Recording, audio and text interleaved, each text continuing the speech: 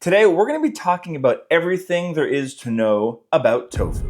What is it? How is it made? Is it actually healthy? And obviously, we're going to talk about the endless ways you can use it from a culinary point of view, including how to know which type to use for which dish. And for those that are allergic to soy, I got you covered with some alternatives that you can even make at home if you can't find alternatives in the store. And stick around to the end of the video where I share 5 of my favorite tofu recipes that show off how truly versatile this ingredient is. And if I miss anything into this tofu deep dive, please sound off in the comments down below and let me know and let others know in this community. And obviously, if you enjoy this video while you're watching, hit that like button so YouTube knows to share this with other people. Now, before we get into all the information, I'd like to give a quick hello to some of you who've said hello to us in the comments down below. Sheila from Parma, Idaho, Tina from Zila, Washington, Susan from Maine, Zoe from Phoenix, Finn from Denmark, who loves our Caesar salad recipe. Thanks, Finn. It's on page 114 of our ebook or physical book. I'll tell you more about how to get one of these later if you want a printed copy. Hiba from Egypt, Samarita from Malaga, Spain, Susan from Kerbergen, Belgium, Maureen from South Africa, Laura from Lodi, California, the original home of A&W Root Beer, founded in 1919. That is not a whole food plant-based drink, but I mean, I like root beer from time to time, you know what I'm saying? Especially if it has a nice little bite to it. Heather from Silver Spring, Maryland, Truth Be Told from Idaho, BB Hubs from Belgium, and Vani from, you didn't actually tell me where you were from, but I know where you're from on the internet, and that is our Mighty Network. What is our Mighty Network? Well, it is a group of like-minded individuals who don't yuck each other's yum, who are supportive of one another, and they also get some awesome perks like advanced views of these videos, a monthly town hall live session where we can all share our ideas or what we're working on, or health stuff and whatnot. And if you're one of those people that doesn't have a supportive plant-based community in your life, well, you will there. And you can join for the price of a crappy cup of coffee a month. Okay, so what is tofu and how is it made? Tofu is a versatile, protein-rich food that's been a staple in Asian cuisine for thousands of years. It is made from soybeans and it's naturally gluten-free, it's low in calories, and it is packed with nutrients, including protein, amongst many others though. We've got another video on the channel that I will link to in the description down below showing you exactly how to make tofu at home, but let me break you down the steps in a nutshell. I've soaked a lot of soybeans. I've soaked 3 cups of soybeans overnight. This is gonna make 2 blocks of tofu that are, I'd say, comparable to a block that you buy in the store. So first you have to drain and rinse the soaked beans. You have to run water, drain it out. And then because there's so many, I'm gonna do this in some batches in the Vitamix. But if you were only doing 1 batch, which would be 1 cup of beans soaked, then you could put them all in your blender at the same time. So you just want to cover them about like that. That's just enough. But you don't want to add too much water here because you're going to add more water to the pot. Right. So I like to blend the soybeans for about a minute to make it really smooth, as you can see here. So it's smooth and it's kind of like a thick, kind of like a milkshake. Doesn't smell like a milkshake. Okay, so once it's pureed, you're gonna pour it into a large stock pot. And as you can see here, I actually have 2 big pots because it's gonna make it a lot easier after I strain it later, that I just have another pot ready. If you only have 1, you can definitely make it work using a bowl. Okay, and now what I'm gonna do is I'm gonna just put a bit of water in here so we don't waste it. So I'm just gonna...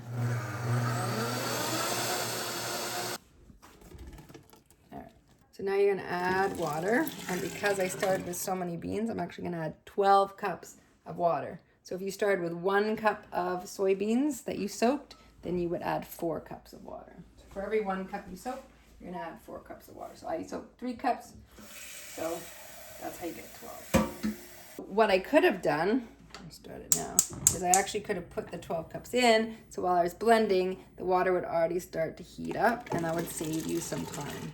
Because, I haven't mentioned already, this is actually quite a time-consuming process. You need probably about an hour and a half to do it. There's 12. So now I'm going to stand here and I'm going to stir it because I do not want it to scorch on the bottom. I did that the first time. Took me the rest of the day to clean the pot. So use something with a bit of a edge, like this wooden spatula, and make sure you're scraping the bottom. So you kind of do have to stand around and do this. But you know, you could put your laptop or a phone or an iPad beside you and watch some PBJ episodes while you're doing that. You know, maximize your time. It takes about probably, if you hadn't started the water like I hadn't, it's probably going to take 15 minutes, maybe 20. Stirring. So what are you looking for? Like, what's going to happen? How do you know it's ready? So it's going to start to froth up, and the froth is going to start to go like it's going to boil over. And as soon as it does that, you can turn it off, and we'll move on to the next step. A little longer than a few minutes later. Whoa. Oh, I got to turn it off. You don't want to let it overflow because then you have a big scalding mess to clean up. So just in time. All right, so that means it's ready for the next step, which is to put it through the nut milk bag or cheesecloth. This nut milk bag is what I have been using, but you can see the opening is very narrow, and it was really frustrating and super messy. So we're gonna try something new today, which is this nut milk bag that zips into this little handle thing, and around and around and around. Ta-da! I'm just gonna scoop some in. If you're not doing as much liquid as I am, then you can probably just pour it through. Well, because it takes so much time to make it, you might as well make more at once, right? Yeah, and the thing about, like, if you just want to make tofu, you could use this much and you'd probably get at least 3 or 4 blocks of tofu. At least 3, possibly a bit more. And then you can always freeze. So if you use a big amount, you can always freeze. So you can see the soy milk is coming out, and what's left in the bag is called Okara, and Okara is the soybean pulp. A lot of people save it and they use it in baking. You can look up online for Okara recipes. I have not yet experimented cooking with it because I feel like between the tofu and the yogurt, it's kind of a lot or enough soy for our family to be consuming, and we want to consume other plants as well. So I haven't been using the Okara, but I want to use it in the garden. Right now we've just been composting it. You want to cook this longer, and the longer you cook it, the less beany it is, but it doesn't really matter because we're making tofu, and tofu tastes kind of beany. We keep cooking it. We're going to cook it for about 15 minutes, but you don't have to stand here quite as much for this one. So how do you know it's ready? You can just do it by time this time. Okay. So I can just set a timer for 15 minutes. But what's going to happen to the milk? It'll boil. And you just want to keep checking in and giving it a little stir. But you can like clean up a little and then keep just checking in. Nothing's going to happen. We're just heating it up. And then we're going to, so we'll cook it for about 15 minutes. Then we're going to take its temperature. Probably let it cool for a couple minutes because we want the temperature to be around 180 degrees Fahrenheit. And that is the temperature we need to be able to make the tofu. A few minutes later. So now it's about 180 degrees Fahrenheit. So I'm going to add in some nigari, which is coagulant that will turn this into tofu. So you don't have to use nigari, but I found that for us, it's been the best. It's worked the most efficiently and easily. Some people use Epsom salts. You'd have to look online to figure out what other alternatives there are. So you stir that in. So it's a teaspoon per liter of liquid. And I have about 2.5 liters here. So I did 2.5 teaspoons. And then I'm just gonna stir it in and let it sit. And you can already see it's starting to coagulate. So you're looking for it to look like curdled. Oh yeah, look at that. Okay, so now we're gonna put it back. Look at in the that. bag. It coagulates quick. Okay, so we're gonna pour it. It looks really good, actually. So we don't need all that. Oh my gosh, look at it. It's basically formed tofu. I've never seen it be this coagulated.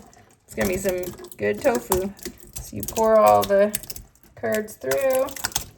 Now, if you don't have a press, this is where you would let this, like you wanna first drain it out as much as you can, but then you could leave it in here. And you could put a plate on top and then something heavy to push it down. as well, so that all the liquid drains out. We are going to use our press, but I'm going to try and get a bunch of the... it's so hot. Watch your pinkies. Yeah, so we're going to try and get a bunch of liquid out because otherwise I have to keep draining the tofu press, which isn't, it's not a bad thing. Okay, so I'm going to pour or spoon it into the press if you have a press. This one's a bit smaller. Wow, this is really great. It made a lot this time. It really coagulated so nicely. I think maybe I haven't been putting enough nigari in it before. I mean, it's still made extra firm tofu. So you can decide how firm you want your block of tofu. And the way you do that is by how long you let it press for. So what I do is I'll look in here and there's already a ton of water. So before I even press it, I'm going to pour that out. The more liquid that's pressed out, the firmer the tofu. So something like silken tofu is barely pressed at all, which leaves it really delicate and creamy, and things like firm tofu are pressed a lot. Once set, the tofu is cooled and packaged and ready for you to add your own delicious flavors. And for those of you that have soy allergies, don't worry, there are a lot of products on the market now that make tofu from alternative sources. And we do have another video here on the channel that I will link to down in the description below that shows you how we made some tofu from alternate sources, like red lentil tofu as well as pumpkin seed tofu, or pumfu as it's known. And we didn't make a chickpea tofu, but I have heard wonderful things about that. And I know that is one of the more common ones that you might be able to find if you have a really well-stocked grocery store. So for those of you that are allergic to soy, don't worry. You can join us on the tofu bandwagon as well. Just a moment ago, I mentioned the byproduct that comes from making soy milk, which is Okara. Do not toss it out. It's basically a pulp, but it's so much more because it is packed with protein and fiber and other nutrients. So throwing it out basically means you're throwing out health, and that's a silly thing to do. Here are some of the ways that you can use Okara in your recipes. You can add it to your breakfast, so that includes throwing it into your blender when you're making a smoothie or putting it in your pot with your oatmeal to give you a little extra protein and fiber. If you're making like a veggie burger or veggie meatballs, throw it into the mixture and you're gonna get a little bit of extra protein and fiber.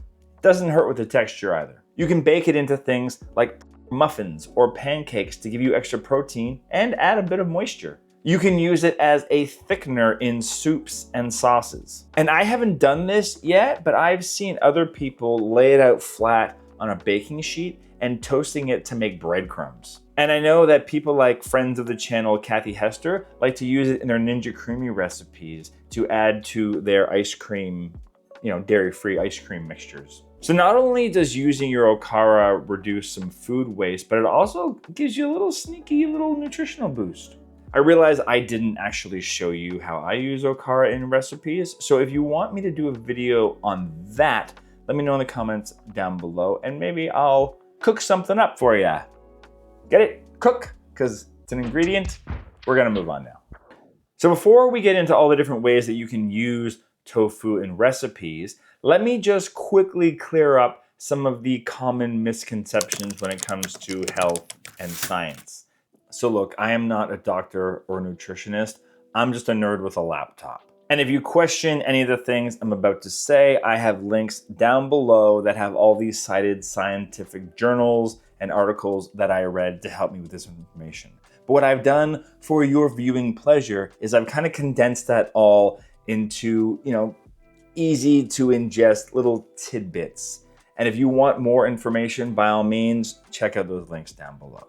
And don't mind me, I'm gonna read off my notes because, again, just nerd with a laptop. So obviously, tofu is a protein powerhouse. Soy protein is high quality and similar to animal protein, making it great for muscle maintenance and overall health. It's good for heart health. Eating tofu regularly can help reduce your bad cholesterol, LDL, potentially reducing heart disease risk, and studies show that soy protein can reduce LDL cholesterol by around 4 to 6%. And that's just it. Like, even small improvements can make a big difference in your heart health. And when it comes to blood pressure and your arteries, soy protein may slightly lower blood pressure and even improve how flexible your arteries are, promoting healthy blood flow. Now, I think we've all probably read things at some point about the controversialness of soy and how it affects our hormones. Here's the simplified truth. Soy contains natural compounds called isoflavones, which can mildly act like estrogen in their body, but they're not the same as human estrogen. Extensive studies in humans show that normal soy intake is actually safe and beneficial, particularly for heart health, menopausal symptoms, and possibly even reducing certain cancer risks. Let's get more into that. So when it comes to breast cancer, consuming soy, especially from childhood or adolescence, can significantly reduce breast cancer risk by about 25 to 60%. So if you've got kids, giving them soy is like a little boost for the rest of their life. It's gonna naturally just keep on giving them compound interest on their health. For breast cancer survivors, moderate soy intake is actually linked to better survival rates. When it comes to prostate cancer, higher soy intake in men has actually been associated with lower prostate cancer risk in up to 50% in some studies. I know that's a thing years ago was such a topic of conversation that men shouldn't eat soy because it was going to give us breasts and it was going to bump up our estrogen and all this other stuff. Anyway, from what I've read and the studies I've got linked down below, it doesn't seem to be an actual risk. When it comes to soy and bone health, soy might actually help protect your bones, especially during menopause. So it's not just the isoflavones. Soy has also well-absorbed calcium, which is vital for your bone strength.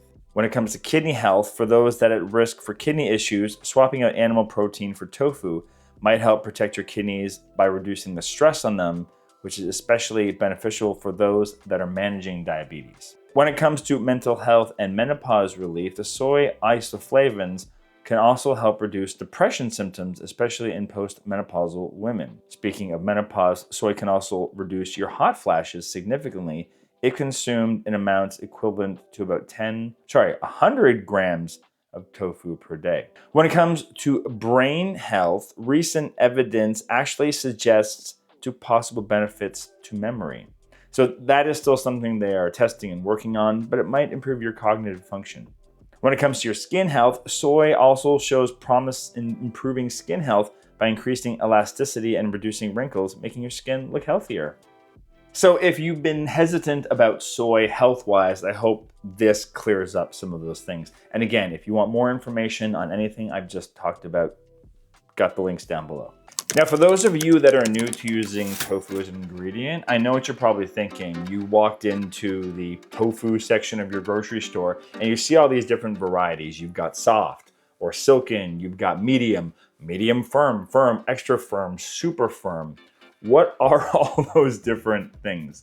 Well, stay tuned because I'm going to walk you through how each of those are used, what they're for, how to maximize them for their flavor potentials. And keep in mind that tofu is essentially a sponge for flavor, right? So as long as your flavor game is on point and you know how to use seasonings and marinades and sauces and all those other things, tofu is just gonna come along for the ride and provide you protein and fiber and nutrients. Now, before I break down all of the different types and techniques for using tofu, I just wanna let you know that we use all of these things inside of our cookbook right here. The link for the ebook is on the screen, but we do have a few physical copies still in our house. We are not planning on doing another printing for a while, so this might be the last chance to get them for the foreseeable future. And you can use the email link right here. When you do write me, please send your full mailing address so I can give you a proper quote for how to get that book. But we break down lots of ways to use tofu. There's even a recipe in here for how to make your own tofu.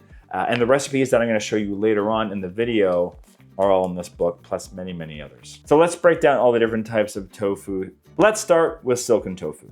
I generally speaking lump silken and soft tofu into the same group. I'm sure other people might argue that there is a massive difference in them.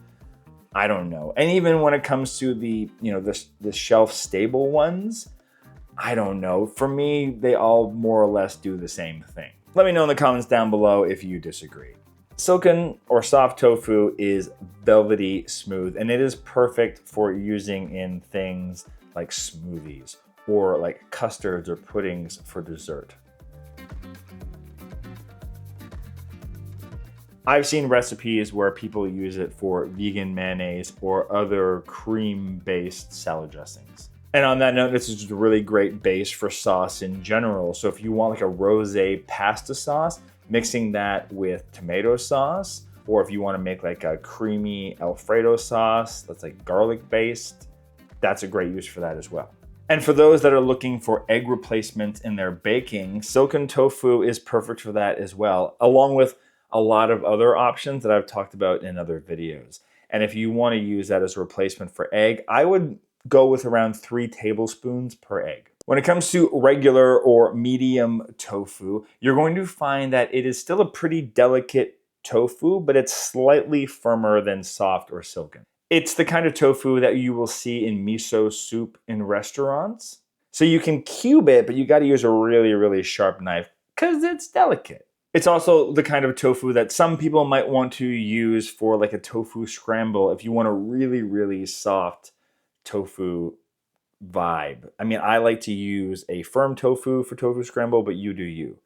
I'm gonna be straight up honest. When it comes to tofu use, medium tofu is the tofu I use the least because I find that the texture it gives, I can just get from the other tofus that I buy.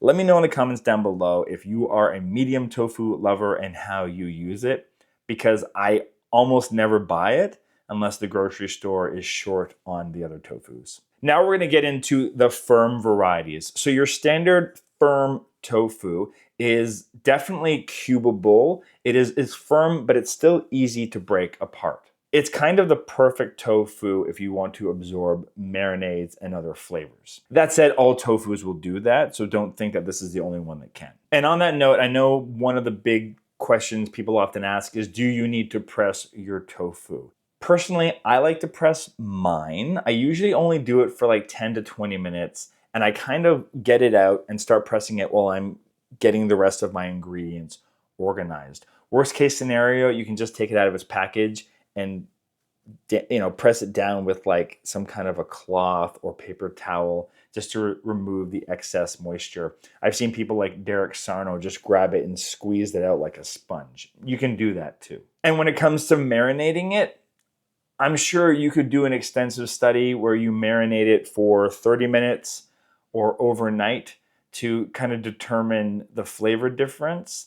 But, use what time you've got. If you can marinate it for longer, marinate it for longer. I honestly don't know if it makes that much of a difference. Now, the uses for this tofu are going to be similar to the ones that I'm going to mention in a second, but you're going to use this in things like stir fries, sautés. It's great for crumbles, typically like a ground meat substitute, which we're going to talk about in a second, how to achieve that.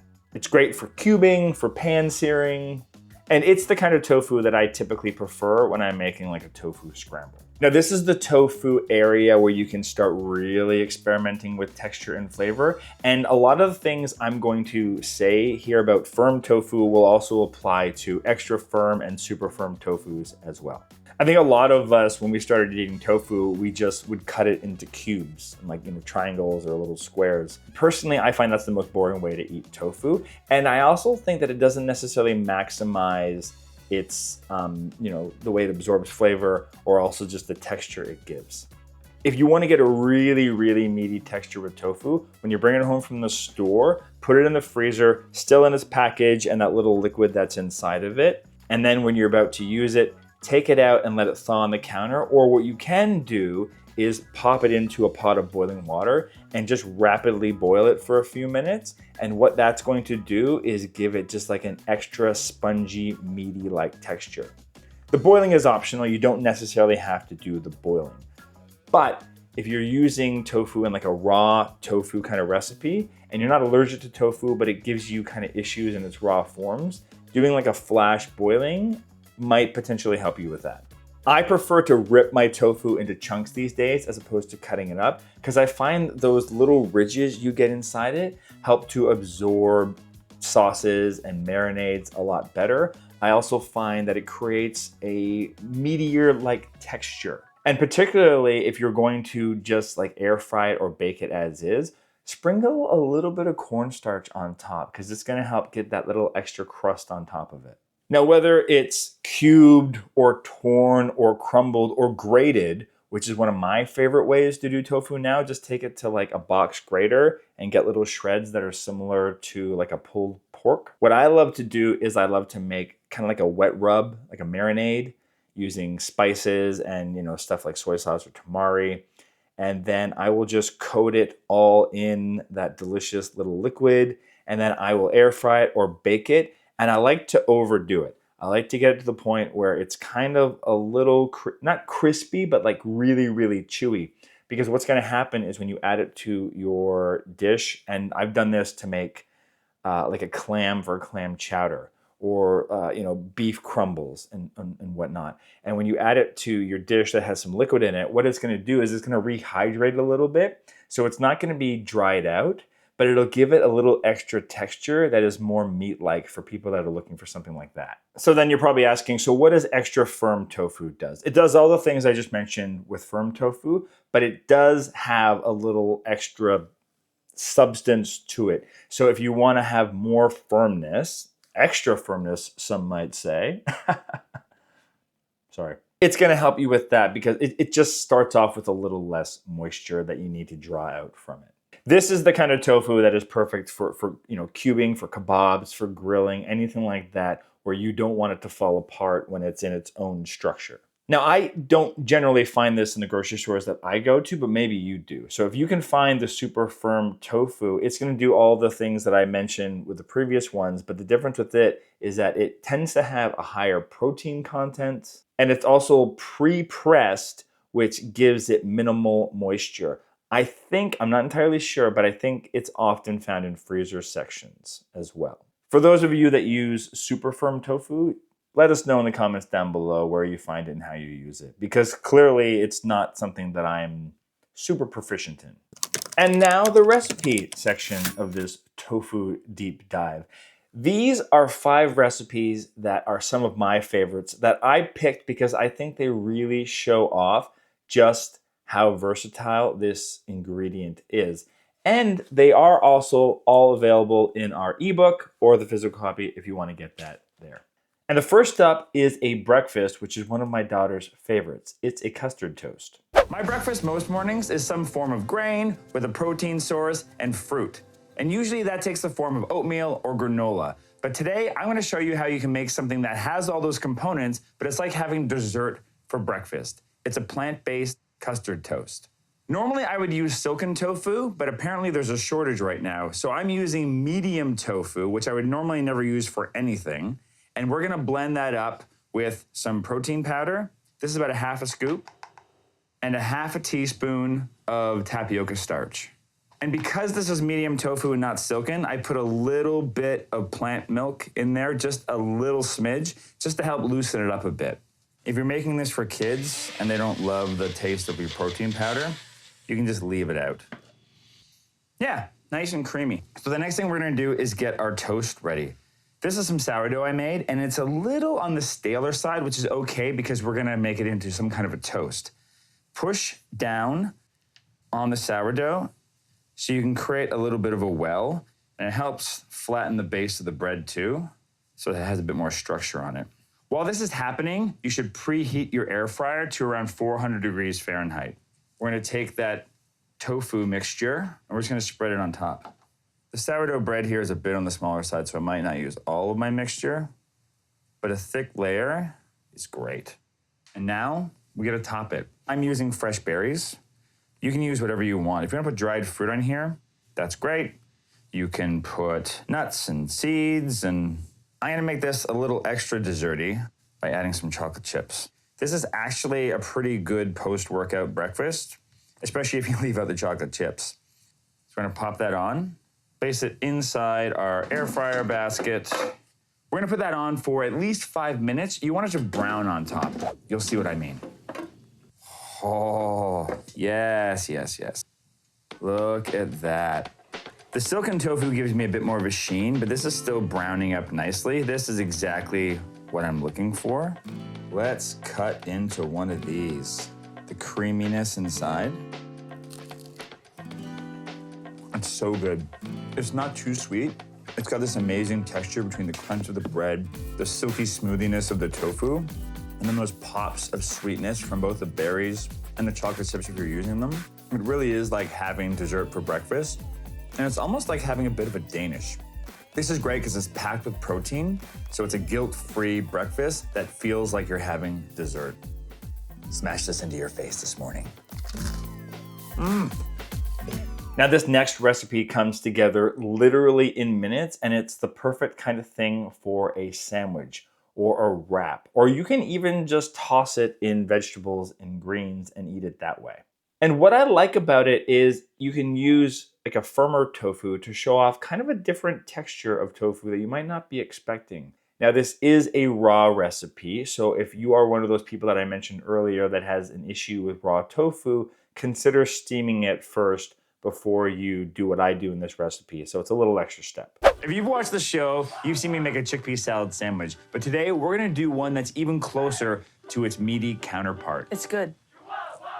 What do we call this? An eggless salad sandwich? What you want to do is you want to take firm or extra firm tofu, and what do we do first? Press it. We pressed it.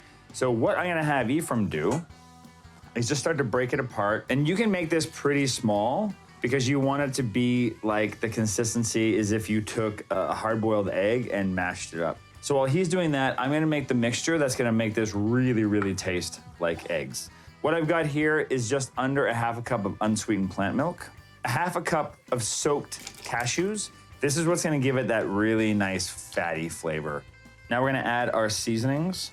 What we've got here is a combination of 1 teaspoon of turmeric, onion powder, half a teaspoon of black pepper, and a teaspoon of black salt, also known as calaminac. And what does that do for it?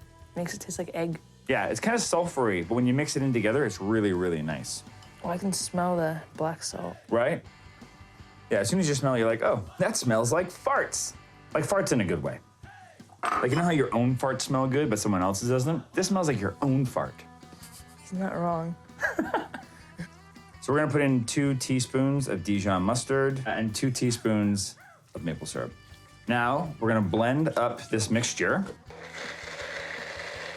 So now what we're gonna do, is that looking good? This is where the magic happens. We're gonna mix in that delicious flavor. Get it nice and coated. Oh, wow, that smells so much like my farts. Okay. So now we're gonna add a nice little texture element. So I've got some chopped up diced celery, and then what makes it my favorite, besides all the other delicious things, Pickles. that looks like egg salad.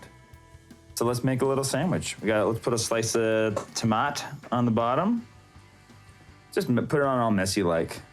Here we go. What do you think? It's good. I defy anyone to say that doesn't taste like a typical egg salad sandwich, and the pickles are really what makes it magical for me. What's really great about this is you can make a really big batch, and it'll keep in the fridge for quite a few days. This is also really great inside of a wrap, if you wanted to. Oh, yeah. What should people do with this sandwich? Smash into your face. Oh my goodness. This next recipe that I'm about to show you is one that we were obsessed with when I first started making it, and we continue to tweak it and play with it as we go.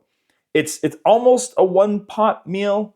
You have to use a baking pan as well, but what you're gonna wanna do is you're gonna wanna make a big batch because it's the kind of thing you're gonna wanna have either extras of or, leftovers the next day. For years, I just cut tofu into squares and rectangles thinking that was what you should do with it. But recently, I've been experimenting with doing different textures for it. And this one is my new favorite. And what I do is I shred the tofu. And what we're gonna do here is we're gonna make what I call a dirty tofu stir-fried rice. I'm gonna grate the tofu using like a cheese grater. And it's gonna create these beautiful little shreds. I'm doing a double batch, so I'm doing 2 blocks here, but normally you would just use 1. So once that's all shredded up, we're gonna create a wet rub to toss it in. So what I've got here is 2 teaspoons of chili powder, half a teaspoon of paprika, and half a teaspoon of garlic powder. And then to this, I'm gonna add a tablespoon of water and a tablespoon of tamari. You could also use soy sauce. Stir it together until you don't see any dry clumps. What we're gonna do now is pour it into our shredded tofu, and then we're gonna stir it around. You wanna try to get it so there's no white bits left, or at least you see a little bit of that color on every single piece. Now, just spread it out so it's even across the pans and it bakes evenly. And then we're gonna bake this at 350 degrees Fahrenheit for 25 to 30 minutes. And while that's happening, you're gonna cook a grain of your choice. I like to use rice. So our tofu is finished cooking. As you can see, it's got this really beautiful crisp edge on it. It kind of resembles what I would think of as like a pulled pork or a chicken. Delicious. So first we're gonna make our sauce. So what we have here is about 3 tablespoons of plum sauce. To this, I'm adding a 1/4 cup of tamari. You could also use soy sauce, 1 teaspoon of rice vinegar, and 1 teaspoon of cornstarch. This is gonna act as our thickener. So we're gonna mix that together. This might be a 2 utensil stir. We also wanna make sure that plum sauce is not just kinda hanging out at the bottom there. We got our pan heating up nicely. So we're gonna add an onion, about 3 cloves of garlic, and about 1 inch of grated ginger. And we're just gonna stir that around and let these things get nice and translucent. So these onions are getting nice and soft and a little translucent. We're gonna add in our tofu mixture. In with the onion and garlic, and then we're gonna pour in half of that sauce. Now we're gonna mix that all around until it's nicely incorporated all through. That smell, look at that. That is happiness. So now we're gonna take this and just dump it out really, really quickly. Now I'm gonna use just a little bit of oil. This is sesame oil, and this is pure flavor for me. It does help things not stick, but sesame oil just gives it that dirty takeout flavor. I'm gonna add a shredded carrot and about 16 ounces of shredded red cabbage. We're gonna let this cook down for about 5 to 10 minutes until it's the texture that you like. Now we're gonna add that tofu mixture with the onions and the garlic and the ginger back into our pot. We're gonna add in 2 cups of cooked rice. If you have cold rice in the fridge, it's all right. This is fresh rice, but it's okay if it's a little clumpy. It just adds to that dirty, mixed up takeout feel that I'm kind of going for with this dish. So now we're gonna stir this down and mix it all around. Now we're gonna add in the rest of that sauce we made. I love that sound it makes. Plop. It says, I'm here, I'm sauce, and you're gonna love me. The finishing touch is just 1 tablespoon drizzle of sesame oil. I usually don't use oil, but this is one of the rare exceptions where I'll put it in the dish because it makes it taste killer. Spoon some in a dish for yourself. I like to finish this with some green onions and some peanuts. There's so many little subtle flavors going on there. That sauce is really, really delicious. And the peanuts and the green onions at the end just add this little extra kick of flavor. There's this fattiness from the peanut, and the green onion gives us this brightness. Shred your tofu and make yourself a delicious, dirty tofu fried rice. Now this next recipe is one that we make a lot in this house. And I will go on the record for saying that this is a kid favorite, even for kids who typically don't eat plant-based. Now the version you're going to see has me cutting them up into just cubes, but typically how I make these tofu nuggets now is, as I mentioned earlier, I just like to rip them into chunks because it makes it feel more like a nugget type shape. Here's the trick to working with the tofu. You're gonna wanna buy extra firm, cut it open, take it out of its package, and drain off any excess liquid. Wrap it in either some paper towels or a dish towel, and then press it between 2 plates and put something heavy on top. I usually just use a bunch of cookbooks. Leave that for about a half an hour, and that's gonna help draw out the extra liquid from inside. Next, we're gonna create our little station here. We've got a cup of flour. We're gonna put a cup of plant milk with a tablespoon and a half of apple cider vinegar. You could also use lemon here. What that's gonna do is turn it into kind of a buttermilk consistency. And last but not least, we have our final breading. I've taken bran flakes and I've grinded them up.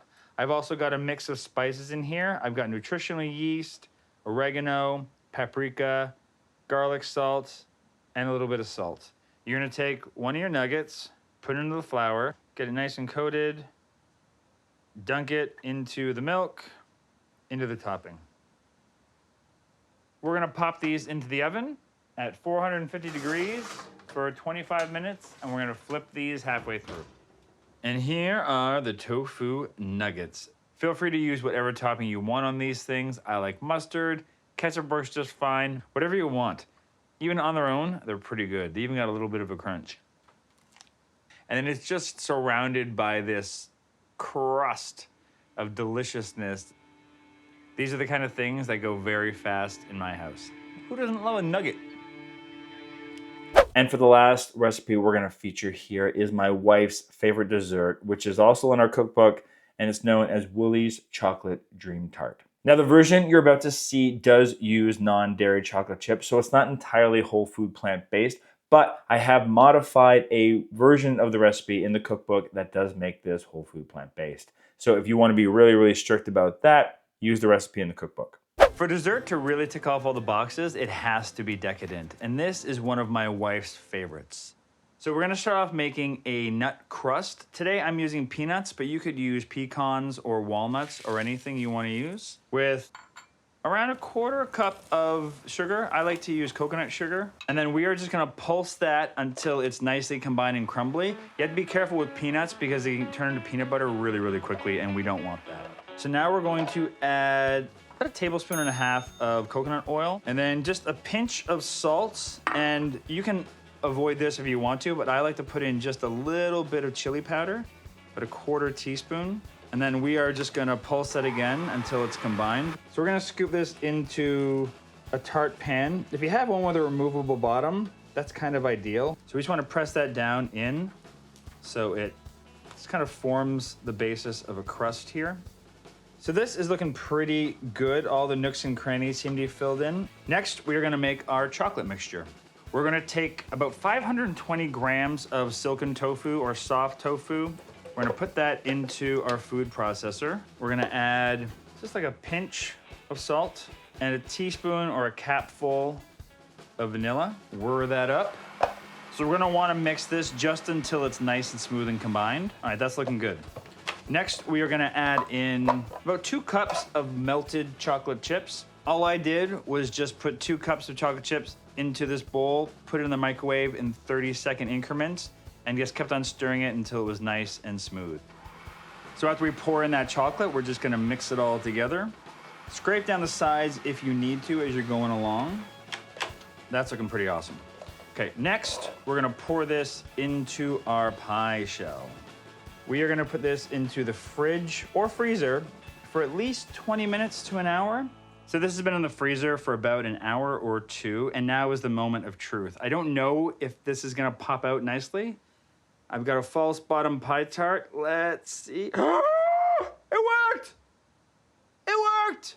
All right, so now we're gonna slice this up and see what it tastes like. So there's the chocolate tart. Put a little raspberry on it because it's pretty. And also, I like raspberries. It's so creamy and delicious. The peanut gives it a really nice flavor as well. And it's got that little chili powder, just to let you know it's there. This is the reason my wife still loves me after all those years.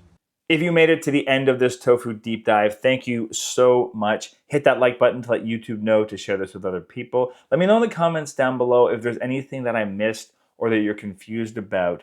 And maybe sometime in the future, I will do another version of this video with more recipes or more techniques or anything else that you are curious about. And obviously, hit that subscribe button for more videos like this. And since you are still sitting there watching, YouTube has this video all queued up for you because they've been thinking about while you've been watching this video. What does this person want? And this is it. You're welcome.